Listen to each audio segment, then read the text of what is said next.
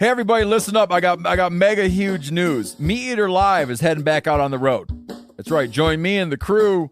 Clay Newcomb, Cal, Yanni, Spencer's going to be there. Phil the Engineer's going to be there. Meat Eater Live headed back out. Now, when you get every ticket, okay? Every ticket you buy, you get a signed copy of our new Meat Eater Outdoor Cookbook. This tour is celebrating the release of the book.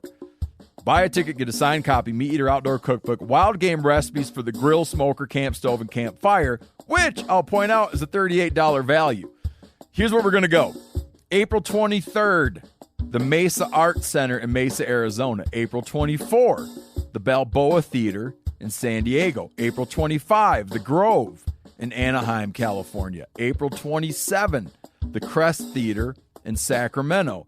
April 29, the Union in Salt Lake City. April 30, the Egyptian in Boise. May 1, the Wilma Theater in Missoula. May 2, the Bing Crosby Theater in Spokane, Washington. May 4, Revolution Hall in Portland, Oregon. And May 5, the last day of the tour, Pantages Theater in Tacoma, Washington. For tickets and more information, visit the events page at themeateater.com. Hope to see you at the show. Welcome to the Wired to Hunt podcast, home of the modern whitetail hunter. And now, your host, Mark Kenyon. Welcome to the Wired to Hunt podcast. I'm your host, Mark Kenyon, and today on the show, I'm joined by Lee Ellis of Seek One to discuss exactly how he handles some of the toughest deer hunting scenarios in the whitetail woods.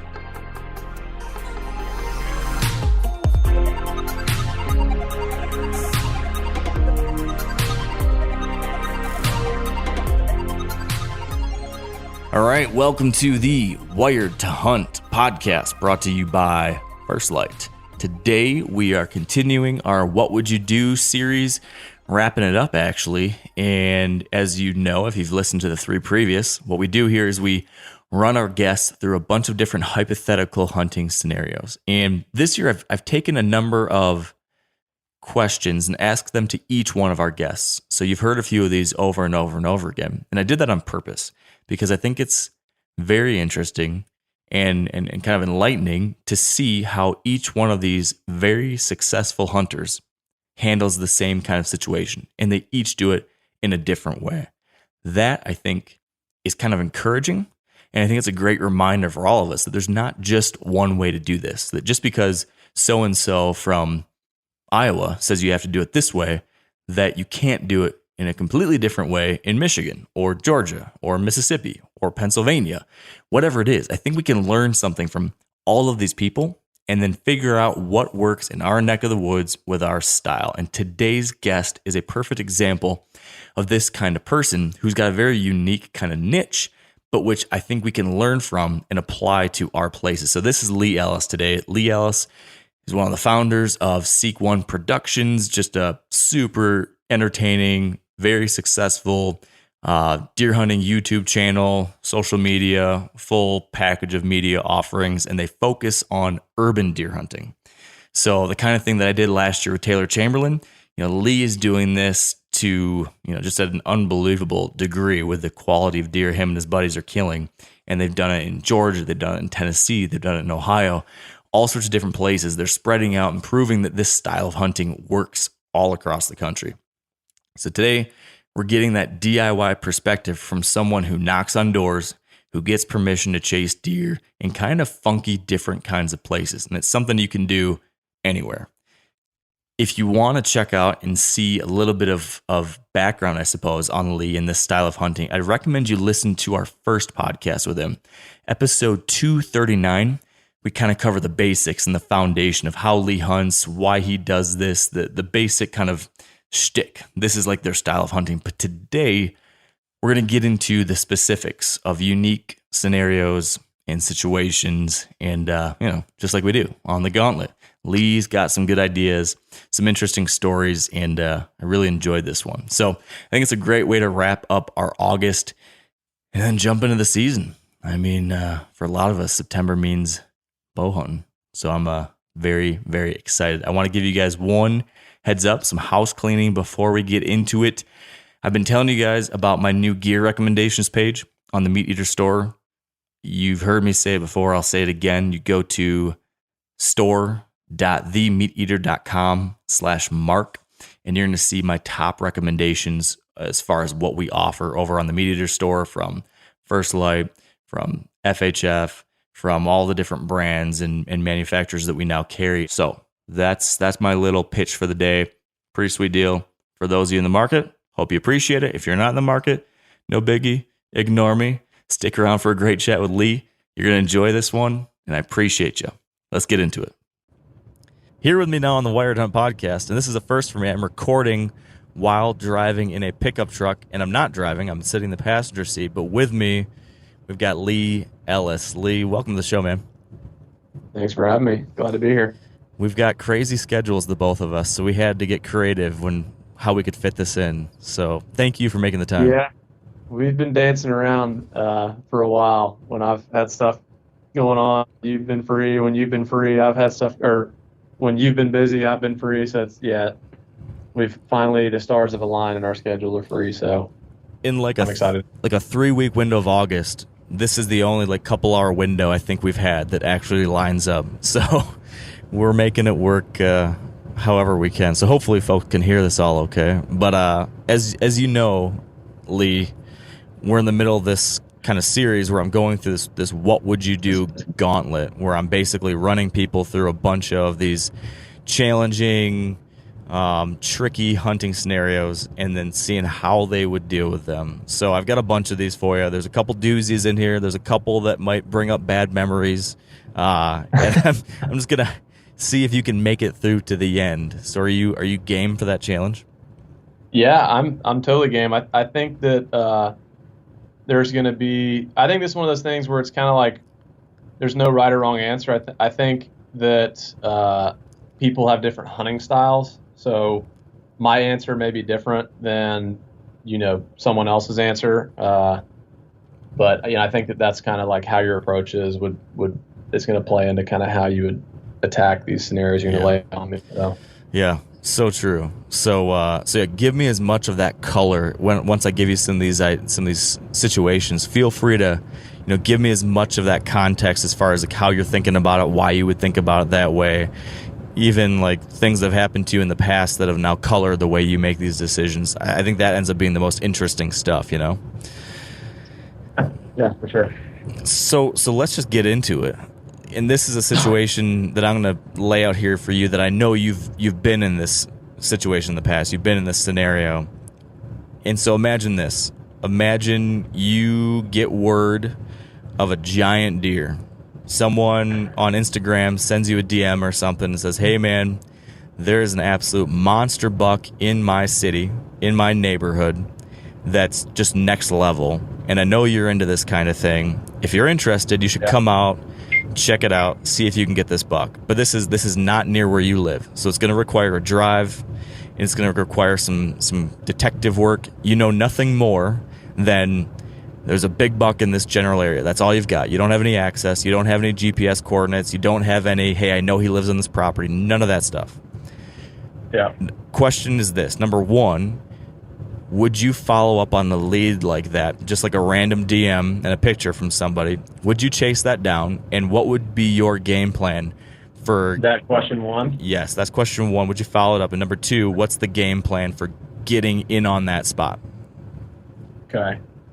You're throwing me a fastball down the middle here. This is right up my alley. That is, it's kind of a double-edged sword in a way, because we have found, the day and age of social media, everyone's got cell phones and they got really nice cameras. It's like pictures get spread around so fast with social media these days that, it's pretty common that a lot of leads we find are stuff that maybe not that was sent to us necessarily directly to us, but that we saw posted on Facebook forums or some hunting forums or Instagram, whatever it be. There's a lot of information out there, and we do get sent a bunch of DMs about, people sharing deer and things like that. But it has also gone the opposite way for us, where I've gotten a DM and someone's like, hey, I saw a huge buck off of this road, like he ran across the road, whatever, or in this field, and you should definitely go pursue him. So I go spend weeks trying to get permission there and running cameras just to get a picture of the deer, and it's like 120, which is still a good deer, but Yeah. it's not what we were looking for, kind of thing. So like I honestly cannot tell you how much time has been spent following up leads that go to dead ends. I would say the vast majority of them lead to dead ends. Can't get permission, or the deer's not what he thought he was. So whenever I do get a lead, a DM, or see something on social media, obviously like seeing a picture of the deer can confirm for you right then and there, like, hey, that's a huge deer. But at the same time, I'll give you an example. Last year, there was a picture that went around Atlanta of this deer that is, way over 200, but believable to be in Atlanta, and was told, where it was. I spent weeks getting permission and running cameras trying to find this deer last summer, just to find out this guy had posted it on his social media friends to say that he saw this huge deer in Atlanta and he just didn't want to own up to it. When I asked him, like, hey, is that legit? He didn't want to own up to it and be like, no, man, I posted it as a joke. He totally just like, oh, jeez, for whatever reason, just didn't tell me the truth and was like, yeah, like I saw this, huge deer, blah, blah, blah. Like, so I spent so much time wasted during that. So there is a lot of that happens, but it also is what leads you into finding some of these like, crazy big deer. A current situation that you and I were talking about before we hit record is I'm chasing a deer in, I'll be vague for the time being, in a northern state that is like, I can't even describe how enormous he is. And I've gotten my own trail cam pictures of him. I plan on dedicating the vast majority of my season to this deer. He will definitely be the biggest deer I've ever hunted. And that all came from, a combination of seeing some stuff on Facebook and getting a couple DMs sent to me of like, hey, there's this rumored deer. And I just basically, I feel like I haven't even answered your first question yet. Well, you said you'd go after it, so that's the big one. Yeah, absolutely. Yeah, when you can confirm that a deer is legit, we're going after, a lot of different deer. So there's this big northern deer that you got wind of. Let's kind of play out this example, I guess. So you get wind of it, you confirm with a few people, like, yeah, they check, yep, there's this deer, he's rumored around here. How do you actually zero in? I mean, do you just spend a weekend and like start casting a wide net? Do you plan on multiple trips throughout the year? Like, what's that actually look like to find an out-of-state location like that and somehow zero in on a deer like this that you just vaguely know exists in the general region? So a lot of it is picture matching. There was a deer I killed in Atlanta that was like the first real big deer. It's a deer we called Charlie. It's the first video we ever did. The reason I found that deer is because there was a picture of him standing in a parking lot, and I was able to match the apartment complex and parking lot that he was in. So once I matched the picture, I knew right then and there, boom, all right, it's legit.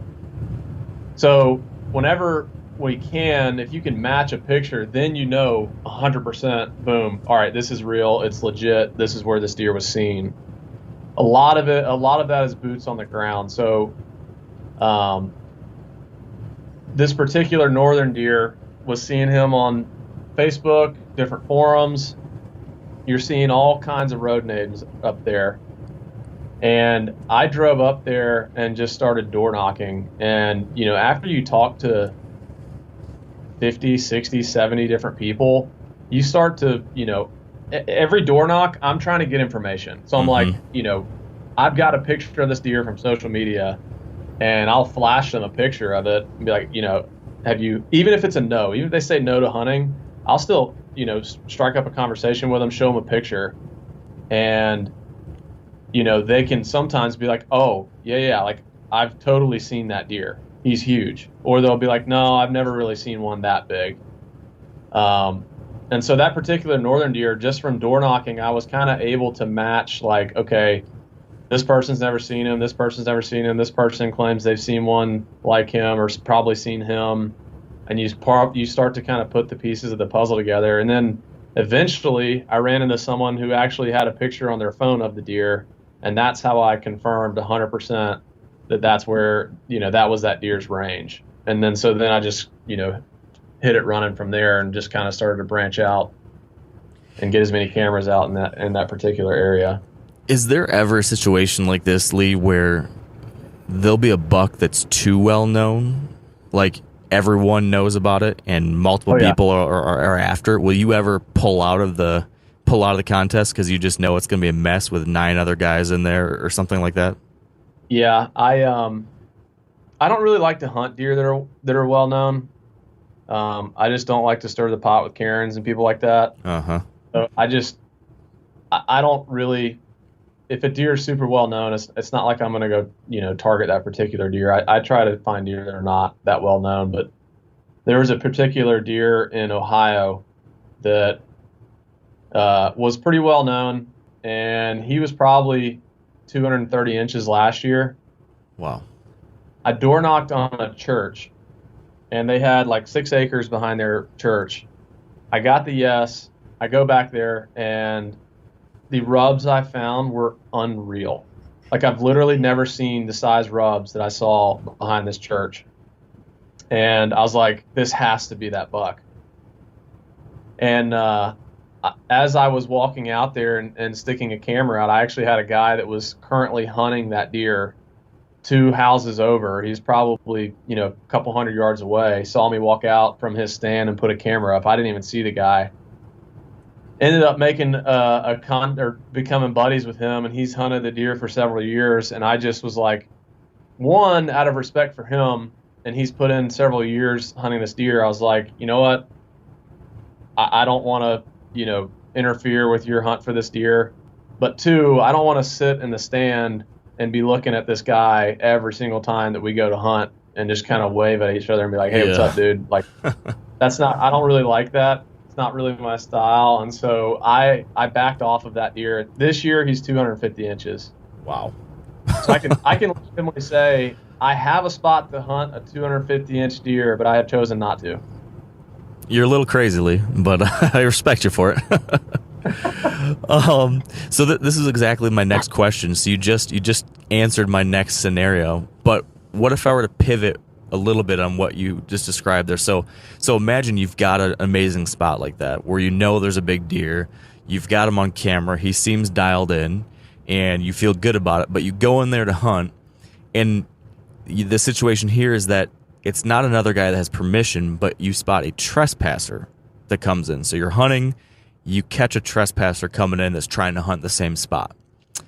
Yep. What do you do in that scenario? Do you confront him or not? And then B, when that's all done, do you back out as well because you know that this guy's messing around? Or is that a scenario where you will still push it because you're hoping to get rid of him or whatever? So if I have a scenario where I'm hunting, this actually happened to me last year in Tennessee. If I have a scenario where I'm hunting and, I run into a trespasser, the first thing I'm going to do is I'm going to confront him. Not in an aggressive way. I'm just going to go up to him and have a conversation with him. I'm not going to, I don't know who you never know who you're walking up on. They've obviously got a bow and arrow or some weapon. It's like the last thing you need to do is go add fuel to a fire and just, be aggressive. But yeah, I'll go have a conversation with the guy, and I'll obviously let him know, like, hey, this is property I have written permission to be on. I'll make sure that he, the landowner hadn't given permission to someone else or anything like that.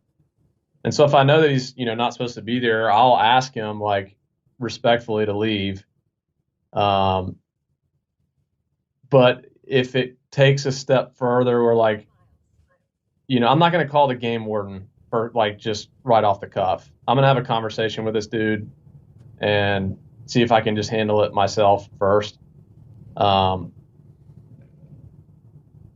if it continues to be an issue from there, I feel like that's when you'd probably have to, contact the landowner and see kind of what they wanted to do about it. So,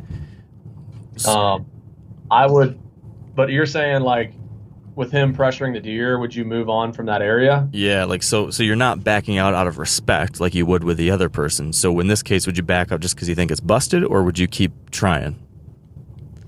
I would, depending on how much pressure's in there, I would probably back out completely. I'd run a lot of cameras and, see if that deer is kind of getting comfortable being back in there, and then I would kind of make my approach. I definitely would not keep pushing it if there's been a lot of human activity in that area. 100% I would back out, let everything settle down in there. And sometimes that's weeks before, things start to kind of return to normal. Yeah. But I've also had areas that, some of the places that we originally hunted in Atlanta 16 years ago were absolute honey holes. And now there's a lot of hunting pressure in some of these places, and it's kind of ruined some of these areas. That these deer are very keen to human presence, and there hadn't been a shooter buck in one of these places that used to have 2 or 3 every year in years, because these bucks know, hey, I'm experiencing hunting pressure here. Everyone avoid that. Like they just know to avoid that area. I think if that area was left alone for a year or two, that it would return to normal. But these deer are super, super good at finding where there's pressure and where there's not. Like they're unreal at finding where they're left alone and where they're experiencing pressure. Yeah. So with that in mind, here's a situation that I think is kind of tied into that. Let's imagine you're in your home turf now. You're back locally, and there's a spot where you've had a big giant buck on camera for an entire year previous, and for whatever reason you didn't go after him, but you've been following him. You know he's there. He's pretty consistent. The summer arrives. You continue getting pictures of him all through the summer up until 2 weeks before opening day. And for those 2 weeks prior to opening day, no pictures. Yep. Nothing. Opening day arrives. You still don't have pictures of him. When you look at that first day, are you going to hunt blindly in these places where you used to be, or are you now at this point in search mode and you don't hunt and in our stead trying to find where he is? What would you do? Yeah, I am absolutely not hunting that spot. I would be leaving that place alone, because your first sit is always your best sit. And if you plan on hunting that spot, or if he happens to come back, during the rut or whatever, and you've already had a lot of those deer start to pattern you, like where you're parking, where you're coming in, where you're exiting, those other does and younger bucks in there, like if they're already patterning you, you're really affecting that area, even if he's in there or not, I believe.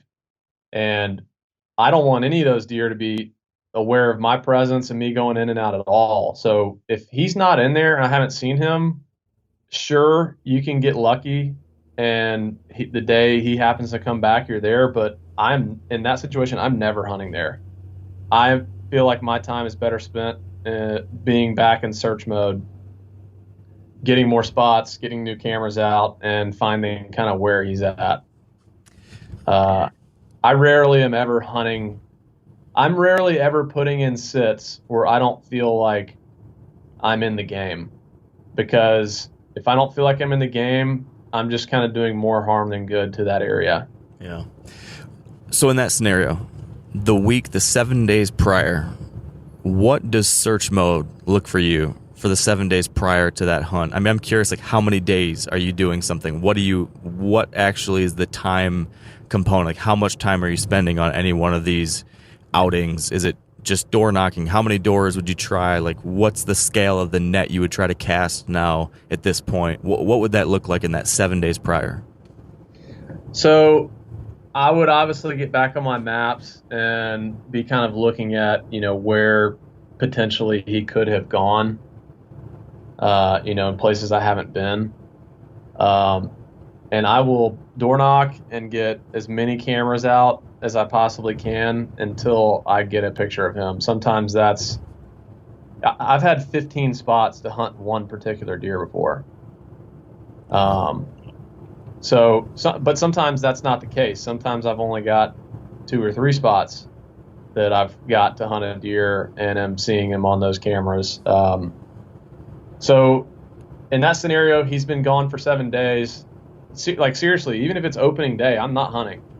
He hadn't been in there, I'm not hunting.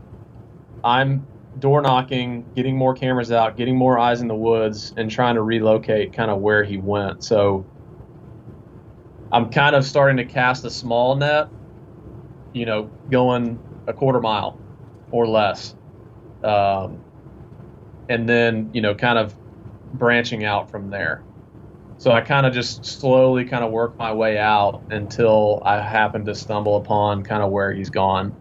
But the crazy part is, and this is extremely common in these areas, is that the week of the season, it just seems like these deer know, and they change their pattern. And I've had deer go 3 or 4 miles and completely relocate from their summer area right at that beginning time frame of the season. And it's like, you almost have to get just extremely lucky to, re-find that deer. So a lot of times, if a deer goes missing, like, we try our best to relocate them, but a lot of times we don't. And sometimes they'll return later in the year, and we have a chance to hunt them then. But sometimes it's kind of one of those things where it's like, yeah, we had this deer in the summer, but when he breaks for the season, like, for the life of me, I have no idea where he goes.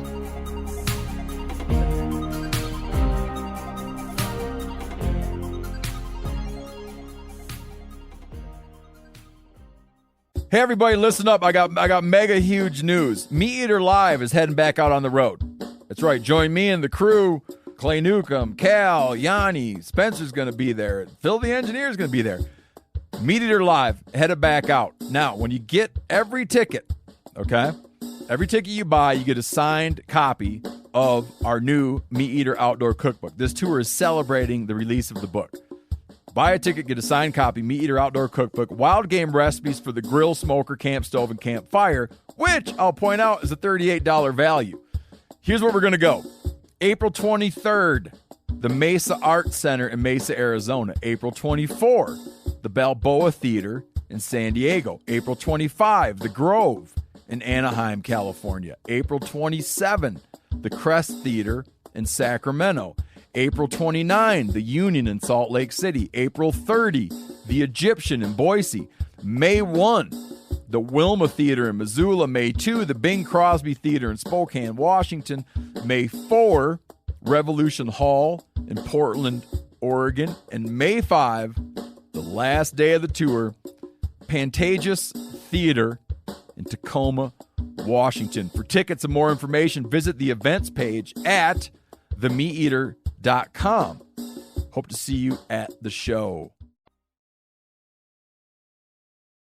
How much time would you give a buck like that? Like, how long would you invest in trying to refine before you pull the plug? Is it, I mean, I'm sure it's dependent on the deer and stuff like that, but what's your typical amount of effort you'll put in until you finally decide, it's just not going to happen? Well, if it's a big enough deer, it doesn't ever end.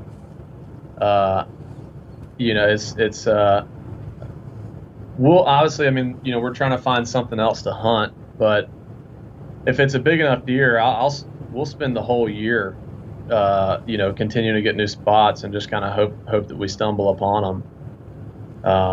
So I would kind of say that it's almost never ending. Okay. So what about this then? Let's take a different approach. Let's say the buck is showing up, and how about we'll go back to your northern buck example. You've zeroed in on him. You put so much time and energy into this situation, and he's daylighting. Like, he's a buck that's showing up on your cameras. It's early October. He's in daylight the couple previous days. You head in for a hunt. You feel good about it. You get in there. Access feels great. Everything feels great. No show. Doesn't show up. And you got to go home. So now you head home. You have an opportunity now, like the following weekend maybe, to make the trip again, and lo and behold, you're getting a couple days of daylight pictures again leading up to your next trip. Conditions are good. You head in for the second hunt of the year, feeling great again. No show. This happens a third time. You stick around, you hunt again that next day because still the wind's good. You feel confident about your access. You've now had 3 hunts after this buck, all of them following up daylight trail camera pictures, but he's not shown up any one of those times you go in. What do you do in that scenario? Will you continue on your current path with the same access, the same ideas you've had, and just hope that, it's going to turn out? Or at what point do you pull the plug and say, he's on to me, I need to do something different? That's a really good question. And kind of like I said earlier, these deer, I think we don't give them enough credit sometimes for how good they are at patterning you. And I cannot tell you how many times that happens to us. It happens every year. That we get a deer on camera, he's consistent. All right, we're green lighting to go hunt him. We go sit, nothing. Sit again, nothing. And it's like the days that we pull out, he's daylighting again, go back in there. And even if you think you're doing everything perfect, like you do everything to the best of your ability, and he's still not showing, he's on to you, 100%, in my opinion. And that's where, if that happens 2 or 3 times, that is where I'm going to take a step back and be like, all right, I got to rethink what I'm doing here of how I'm accessing. Access to these places is almost as important as anything. I hunted a deer. Here's kind of an example for you.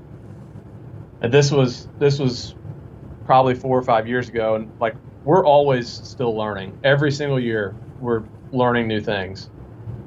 We definitely don't have it figured out. Like we don't have it all figured out. There are things to learn every year, and you need to be a sponge to try and absorb any lessons to be learned from every hunt, every situation.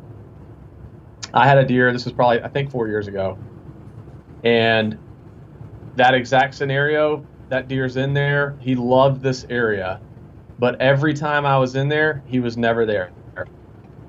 Never be found. And I hunted 50 times in one season. I sat 50 sits, parking my truck in the same parking spot and accessing the woods the same way. And every single time I'd go to sit, I would not see that deer. And every time I'd be gone, he'd come through like it was nothing.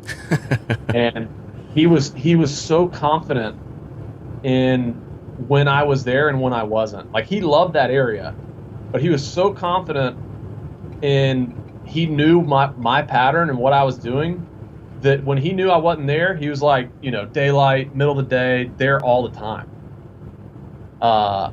And so I've sat 50 times, and at the end of the season, I was like, or actually what happened was later in the year, I pulled my truck up to my parking spot. I hadn't even gotten out of the car, and I heard a deer blow, like, way in the woods, way down deep into this ravine and stuff. And I'm like, son of a bitch, they figured out where I'm parking. And so that's when it kind of clicked in my head. I was like, they've figured me out. And so this was late in the year, January. I'd gone this whole season accessing and parking in the same spot. And I had changed my trees. Like I had changed the tree I had my stand in like 3 or 4 times in this area, thinking, oh, they pegged me in that tree, or I'm going to make my access shorter. And so instead of going, 100 yards in the woods, I'm going to go 40 yards into the woods. Yeah. Just like changing things up, But what it was where I was parking and walking in, like they had it figured out. So I sat 50 times accessing and parking from that same spot. I let the area lay off. Let my cameras roll in there. He came back in there. He settled in there, got comfortable. I asked the landowner if I could access from the opposite side of the property just one time, and I killed a deer the first sit. Wow. And it was because I actually used what he had figured out about me, I had used that against him, because he was like, if that truck doesn't pull up in that spot, we're good to go. And that day, that truck didn't pull up in that spot, and he got up like he was good to go, and that's when I killed him. So where was he? Did you see where he bedded or where he came from? Do you kind of understand how he had you pegged once you saw what he actually did? He was bedding literally right next to where my truck would park. So when I was pulling my truck in, that's where he knew it immediately, and then would leave. There was no second guessing when I was in there. As soon as the truck was there, he was 20 yards from the truck, boom, gone. Is that a thing have you ever seen anything like that before, where these big old deer actually figure out that bedding closer to human access is safer from like a surveillance standpoint? Is that a thing you've seen before? Absolutely. Which makes them, and that's kind of what's tricky, is like, this deer up north, this real big one I'm talking about, he will stroll through people's yards, no problem. And seeing the videos and pictures and stuff, like, you're like, where's the challenge in hunting that deer?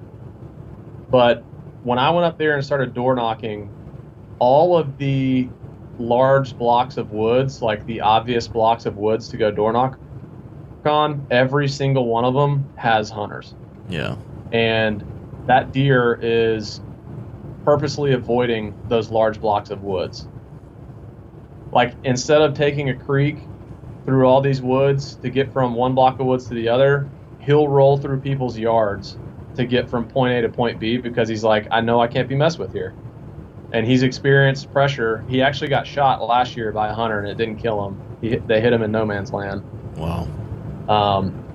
And so I know he's experienced all this hunting pressure in these places, and he's very clearly avoiding them.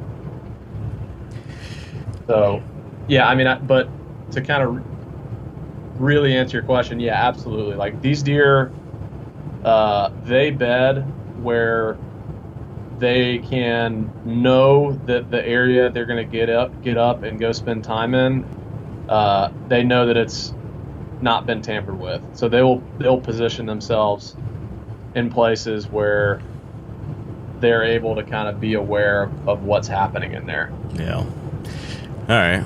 Well, let's say you're up north. You're in one of these spots. You're up in your tree. And here he comes. He pops out of the little piece of brush on the edge of the yard or something. You had your access just right. And he's at 65 yards heading your direction. Walk me through what is going on in your head, like, specifically. Do you say anything to yourself? Do you have a mantra? When do you reach for your bow? How are you going to be thinking about these next 10 seconds when the biggest buck of your life is rolling in? You've invested so much time and energy into. There's got to be pressure. There's got to be stress. How do you manage that? What do you do? So, early on in my hunting career was pretty brutal on me, to the point where multiple times I just wanted to just hang it up and quit, because I was experiencing like heartache after heartache. Because, when I was 16 and Drew and I stumbled upon the Atlanta thing, we have real big deer to hunt, and so it's like, I didn't really grow up in a hunting family, so if it weren't for stumbling onto the door knocking thing, I never would have fallen in love with hunting. But that being said, I didn't have someone teaching me from day one, hey, wait for the deer to do this or that. And so I was making mistakes. I can shoot my bow and hit the target as good as you want. But when it's a deer's in front of you, it's a total different scenario. Oh, yeah. You got to read the deer's body language. You got to read what angle he's at. There's so much that goes into making a well-placed shot, an effective kill shot on an animal. I wasn't really prepared for that. And so I was, hitting deer, hit a deer in the shoulder or in no man's land or a quarter two, or he's like, alert and ducks, and just, I also like I had a hard time. I wasn't hugging the shoulder.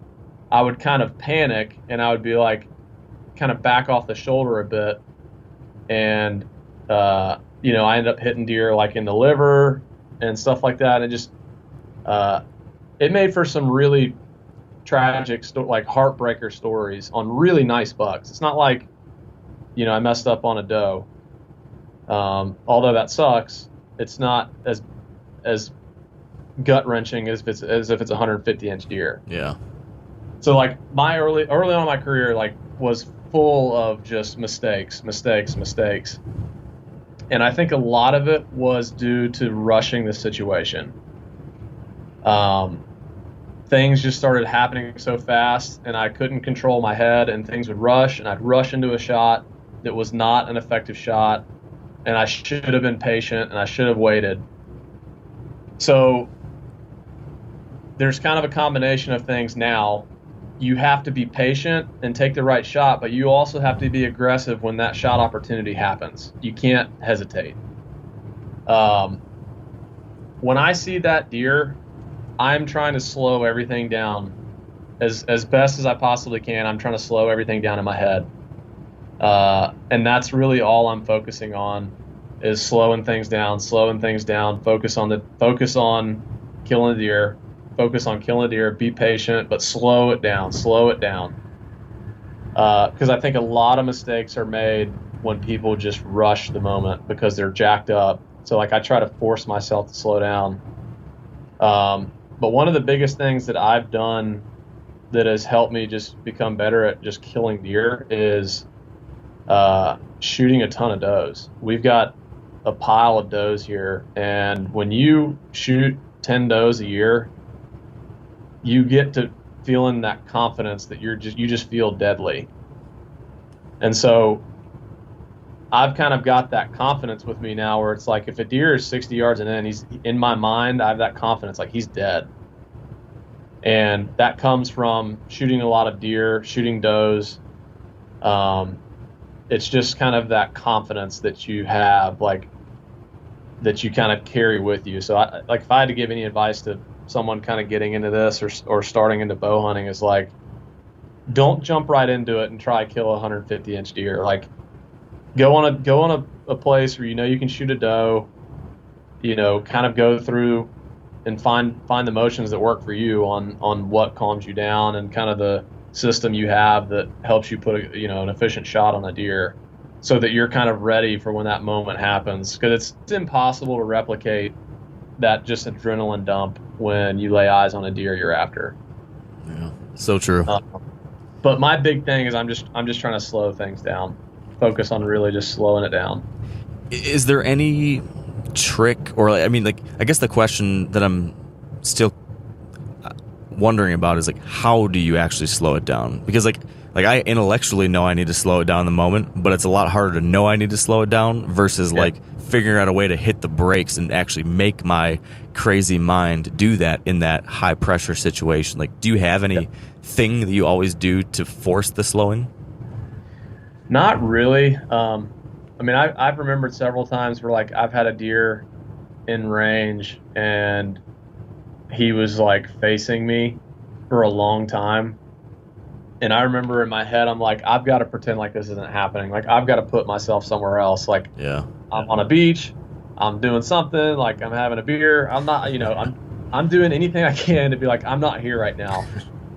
I don't know if it really works or not. I don't think it does. But the only thing I'm really doing when, I see a deer like that is I'm telling myself in my head, be patient. Like, be patient, but be ready. It's like I'm ready to kill that deer at any second, but be patient, like wait for the right shot. And, I'm not going to force a shot and take a marginal hit on an animal. Yeah. I would rather take the chance of I'm going to get back on that deer at another time than, put a really bad hit on a deer. I'm pretty much just telling myself, be patient in my head. Okay. Well, I hate to do this to you, but I'm gonna I'm going to force you to consider tragedy again. Okay. Because I want to know what you would do. And this is a situation that actually happened to me last year, Lee. I went on my first urban deer hunt last year. And was that with Taylor? Yeah. Yep, went with Taylor. And I got a shot at a deer, and the hit looked good in the moment. But the blood trail the arrow and the blood trail was not as good as I was hoping it would be. It did not match what I thought I saw in my mind's eye. So it's getting worse and worse and worse, and we follow that blood trail all the way to a property line. Yep. And I have to go and find the property owners and get permission. So I go to the door, knock on the door, and the landowner is like wigging out. Like, no way, I'm calling the cops on you. There's no way you can track the deer. What do you do in a scenario like that where you have hit a deer, it's crossed the line, and the landowner won't give you permission? Whether it be like just freaking out like that, or I'd be curious what you would do in my situation where the cops were called and came out. How would you handle that? I'm really glad that your first urban experience, the cops were called. It was a true urban experience. You got the full experience. Yeah, you got the full experience. So I've actually never had a situation where a homeowner has refused or a landowner has refused to let me retrieve a deer.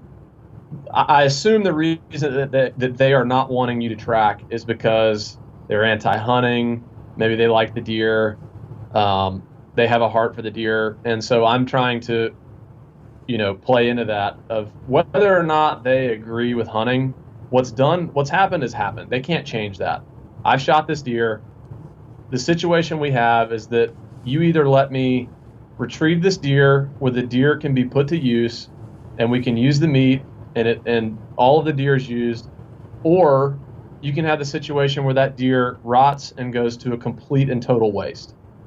And having that talk track, that conversation, like, I've never had issues retrieving deer because even if they're adamantly opposed to it, they still don't want the deer to completely rot and go to waste. That being said, if someone was still just extremely emotional about it, I'd let them call the cops. I would probably encourage them to call the cops. And that way I could be like, look, you could have a conversation with the cop. I'm sure that the cop would be like, look, could probably calm that person down and be like, we are where we are. The deer's back there. Can we? He would probably try to encourage the landowner to be like, let's not let this deer go to rot. Let's get out of here. Get it out of here, and we can kind of address the hunting issue later. But I would tell him to call the cops. I deal with the cops a lot. So in my case, the cops were really cool. But the landowner still didn't want us around there. But the situation was different than what you described, was that we didn't know if the deer was dead in there. And it ended up being that the blood trail actually hugged the line, and we were able to pick up blood on another neighbor's property right off the edge. And that landowner did give us permission, but the trail dried up after that, and we never recovered the deer. So yeah, that was... that is one of the toughest parts of there's so many different things that are tough about suburban hunting. One is like tight property lines. You're having to talk to everyone involved. Two is you're just dealing with a lot of people, and you're just getting a lot of mixed opinions about what you're doing, whether they're against it or for it. And I would much rather have a few hundred acres or 1,000 acres where you didn't have to worry about that. But, this was kind of the urban game is kind of the cards we were dealt. We were making the most of it. And it's definitely something I've fallen in love with, even though there are a significant amount of stresses that come along with it. Yeah, you certainly made the most of it. I definitely, it's not for everyone. Like, I totally get that. Some people don't want to deal with the reason they're going hunting is to get away from people, not to deal with more of them. So, I definitely get that some people are like, look, the urban thing, not my deal. and I don't blame them at all. It takes a special kind of hunter, that can tolerate and kind of deal with that stuff. And again, I think it goes back to, everyone's hunting means a lot of things to different people. And if you're doing it to get lost on some big woods where you're not having to deal with people, and that's your thing, like, go for it. But for me, I grew up in a city, and for me to get lost on 10 acres is the next best thing where I'm getting away from people. So it's definitely different. It's not for everybody. I totally get that. And I'm getting a lot of changing perspectives on it too, because we just went to Hawaii and did a lot of spot and stalk stuff. We just got back from Utah and did some scouting for like mule deer out there. I'm going to Kansas this year. I hunted North Dakota last year, which is, middle of nowhere. And I definitely get where if, I grew up hunting some of those big areas where I would kind of be like, not wanting to get into the urban game. Yeah. It's a whole different ball of wax. That's for certain. Do you think you'll do it again? I kind of fall into the camp of the person you described, which is I like hunting because I like to get away from people. Yeah. So I actually grew up, like, I learned to bow hunt in a semi-urban scenario. Like, I had 3 acres behind my parents' house, and that's where I first bow hunted. And the first deer I ever killed was on those 3 acres after a couple and their dog came walking past me 10 yards in front of my blind. So, like, I did that. I have some experience, and I see the redeeming qualities. But if I have a non-urban opportunity, which I currently do, I prefer that over that situation just because of the stresses of people. And I don't always like being around people, I guess. So yeah, there's a lot of added stress to it, but yeah. So I wouldn't it's rule also it out. still super rewarding. Yeah. I can see the appeal. I'm not ruling out going back. It's definitely I have that personality trait where if I don't quite get it figured out that first time, it kind of gnaws at me until I can figure it out. So I still think that's a possibility, but I can tell you it won't be this year. I'm taking at least this year off. Take a breather, regroup, and then we'll readdress the situation. Exactly.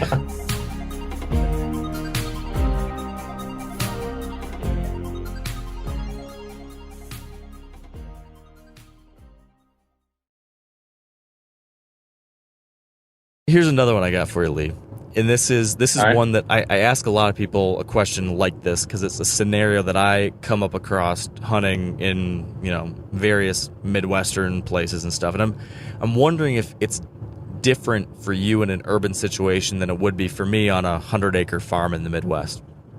So here's the deal. Let's say it's November and you are on the ground scouting a spot. I don't know why you're scouting it, but let's say you just had to move into a new maybe you just got access on this property and you're walking it for the first time. You get out there and you find just a dynamite spot. Like, it's a spot that screams big buck. It's like a funnel type location where stuff converges into a relatively narrow area. There's good trails dumping into this spot. There's doe bedding upwind of it. And there's just ripped up scrapes and rubs. Like, all the things you dream about, it's all here. It looks great. But there's a problem. The problem is that there's not a good tree with an easy range of this, like, perfect little convergence of these trails in this little narrow spot. So you've got 2 tree options. You've got one tree option that is at 20 yards from this spot where there's the huge scrape and the 3 trails that all come together. So you could be perfectly 20 yards from this spot. The problem with the tree is that it is a bean pole. It is super skinny. There's 0 cover on it. And there's one other trail that's on the downwind side of that as well.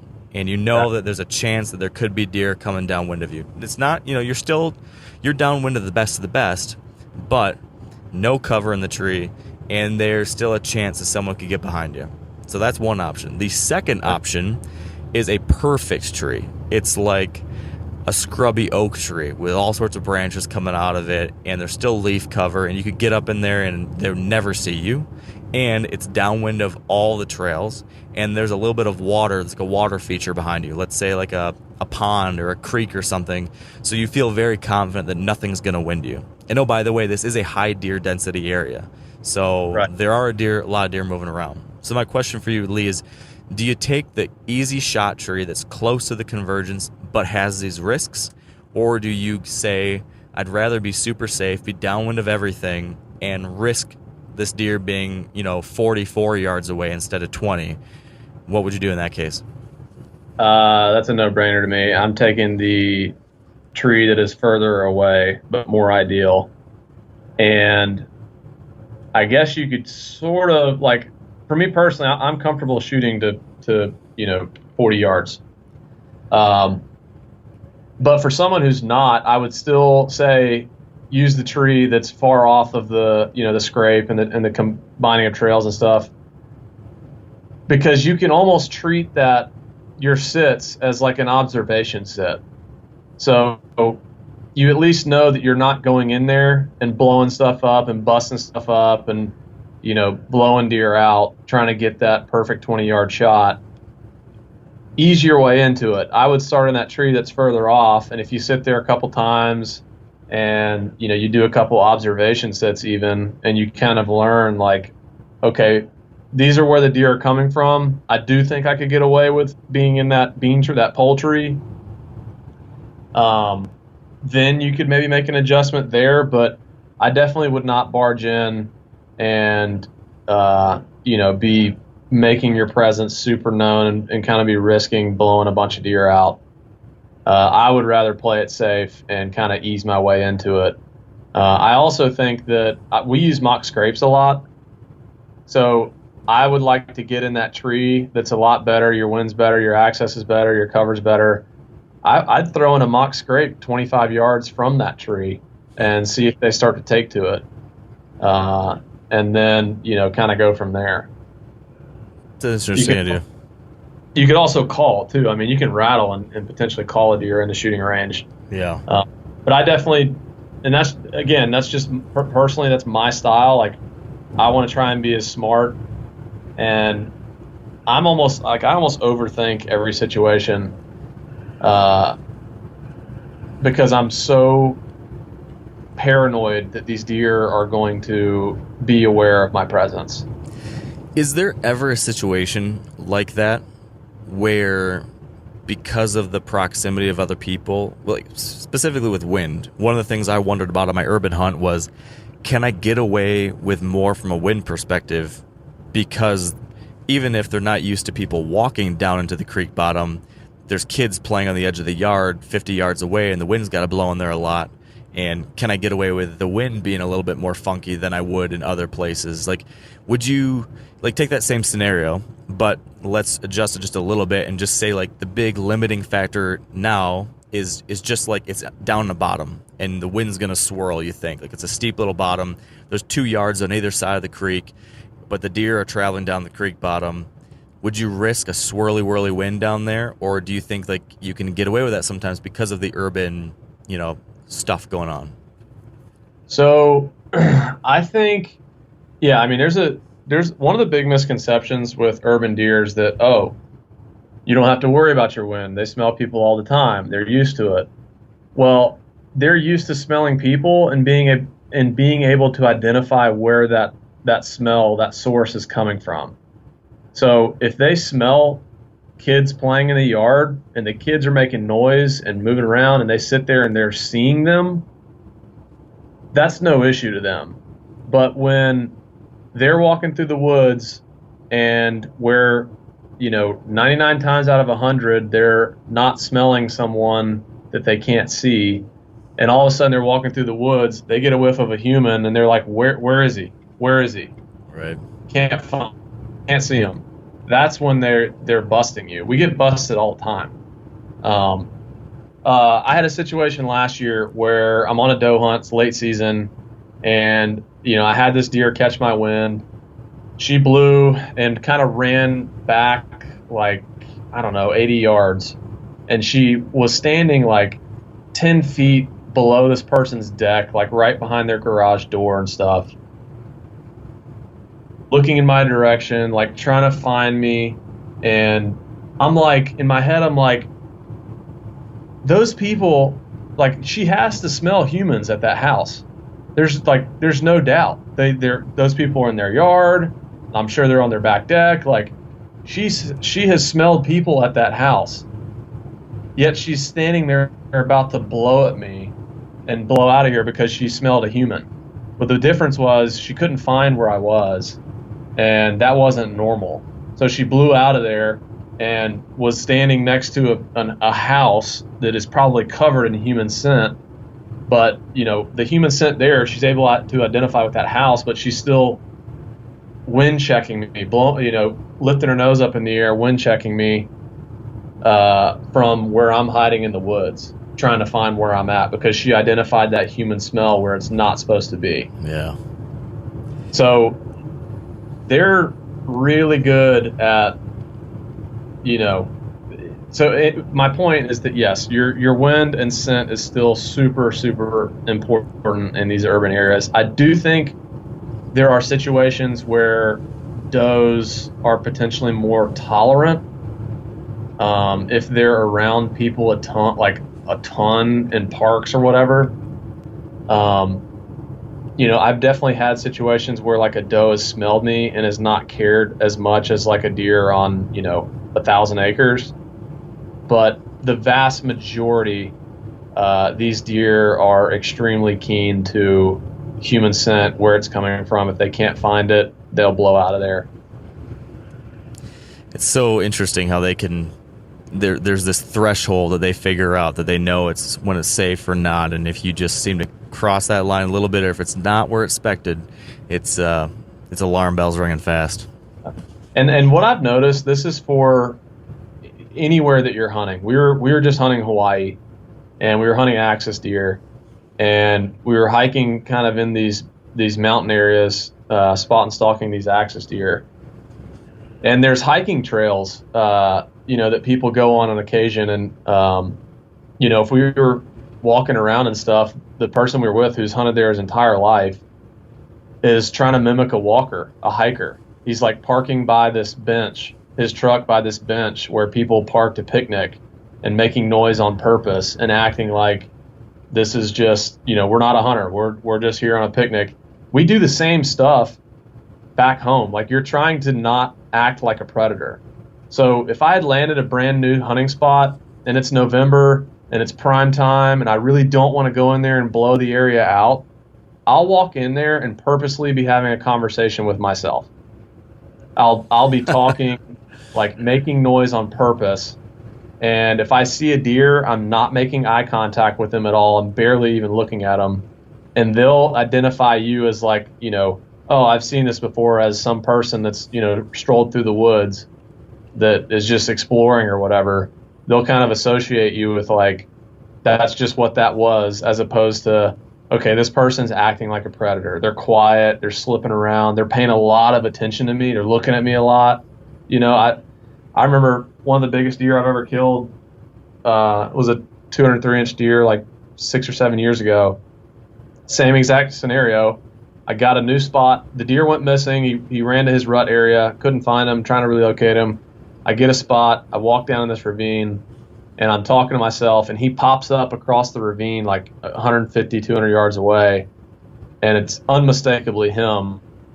And instead of sit there like trying to get pictures or through my binos or anything like that, or paying him any attention, I literally just looked away and walked back up the hill and back up there and just like pretended like I never saw him, paid him zero attention. And he didn't care at all that he had just had that experience with me. He didn't associate it at all with like danger. I think these deer know when you're like paying them attention. Yeah, I think you can take that same kind of approach, even apply it to, farm country or something. But in that case, it's, the farmer that they're used to, or the dirt bikers, or whatever it is. There's different ways you can blend in with what's normal. Just figure out what's the normal thing they're used to. Use that to your advantage. 100%. All right, Lee. You've made it through the main gauntlet of the What Would You Do trials. but now we've got the rapid fire final round here. I'm just going to give you a series of quick questions, and I'm looking for a one-word answer from you, just your gut thought right out the gate. Cool? All right. Tell me. All right, here we go. Number 1, does the moon matter to deer movement? Yes or no? Yes. Would you take a 50-yard shot at a whitetail with your bow? Yes or no? Yes.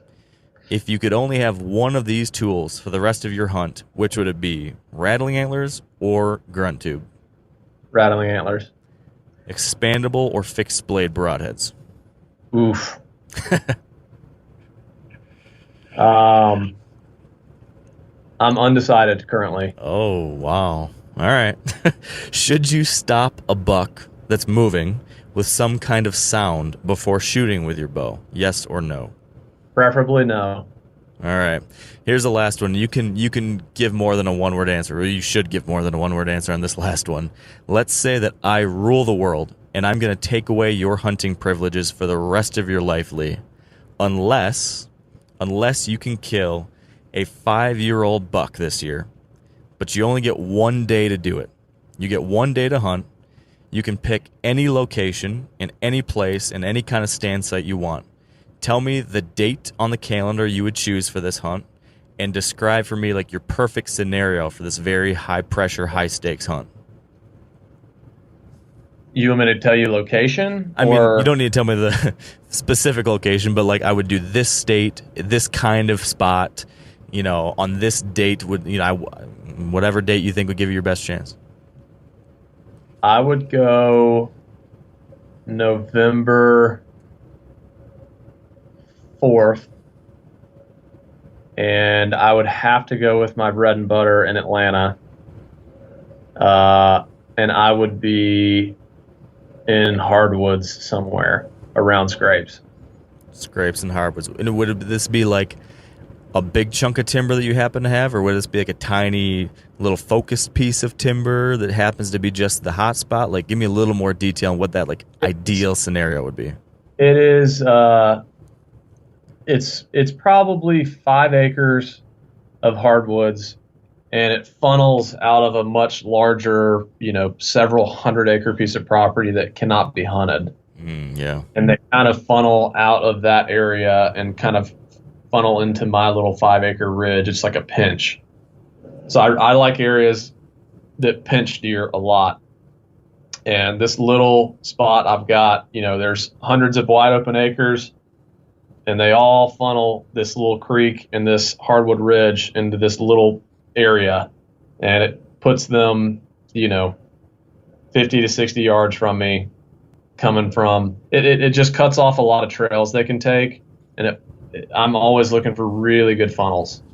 So I would say a good hardwood funnel, November 4th, with scrapes around.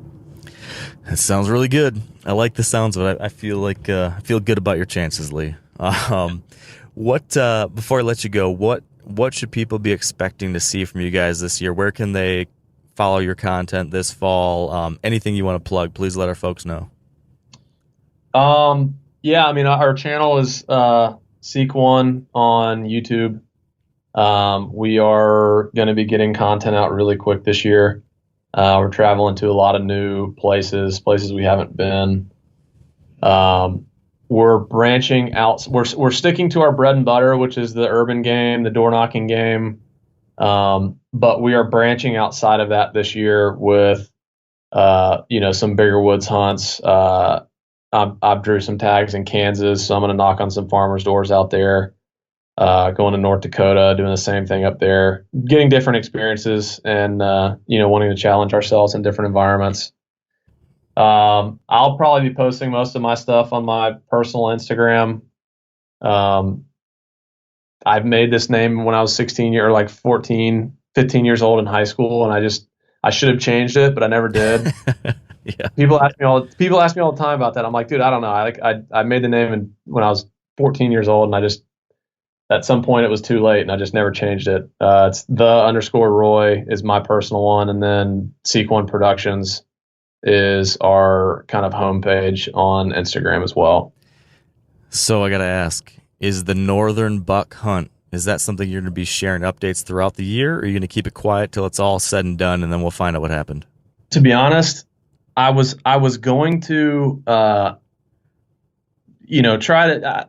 I like to share my stuff. Like, I want to keep people, like, take them along for the ride. So I'm going to be posting updates on probably my personal Instagram, kind of throughout that journey. But I've also been sort of coming across the thought process of this deer is such next level, I might just go dark until it's done. I don't know. Yeah, I wouldn't blame you. I get that.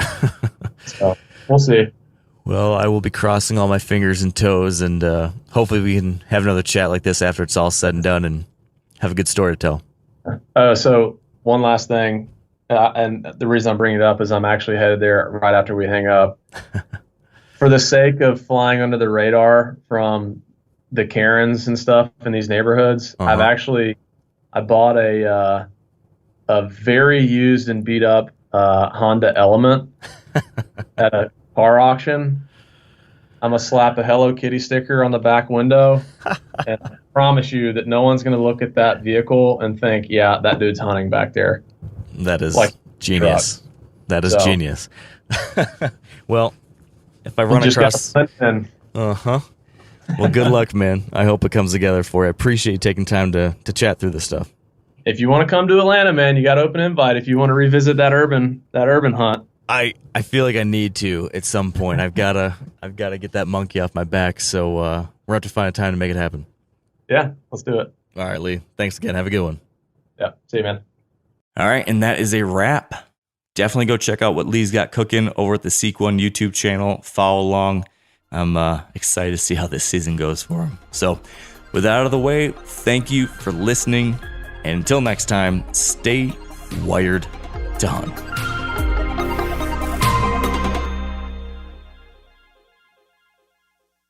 Hey guys, turkey season is in full swing right now, and if you are planning on getting after it, make sure to pick up some Meat Eater Phelps turkey calls to stuff into the old turkey vest or into your fanny pack right now. I carry a few different things. I like to use mouth calls, and I like to use pot calls. Mouth calls or diaphragms, I like them because it gives you hand-free calling, meaning when you're working a bird up close, you can have your gun on your knee, finger on the trigger, ready to roll, and still be making turkey sounds. I like pot calls because I just like pot calls. I enjoy calling with a pot call. Whatever direction you go, including a box call, which I don't personally use too much, but they're fun and great, and I started out with them.